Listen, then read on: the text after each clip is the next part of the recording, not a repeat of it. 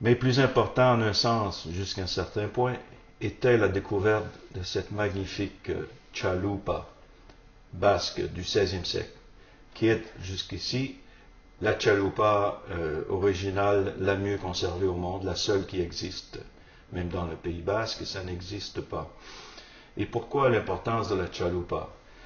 C'est que les Basques, par ce génie qu'ils avaient de faire des choses simples, mais presque parfaites, ils ont créé pour chasser la baleine le meilleur et le plus célèbre bateau de sauvetage dans le monde. Tellement que dans les bateaux de guerre du monde, dans toutes les marines, presque toutes les marines du monde, on avait une baleinière appelée whaleboat, baleinière,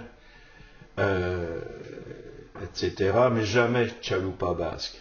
Et l'association s'est perdue dans le temps.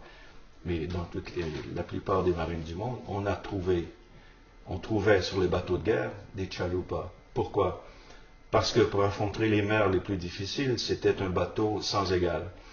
Pour s'approcher d'une victime en mer, il fallait sauver et récupérer sans la blesser ou sans abîmer l'épave à laquelle cette personne s'accrochait. La chalupa était sans égal.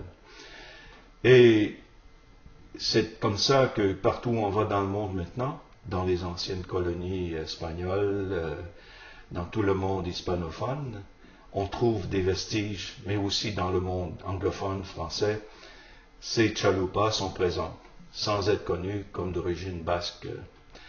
Alors pour moi, c'est à travers ça que j'ai découvert le génie d'un peuple au niveau de la technologie qui était difficilement surpassable. Et dans le contexte de cette conférence, où on essaie de voir la perception de ce génie des Basques avec les nations autochtones du Québec, en particulier les Mi'kmaq,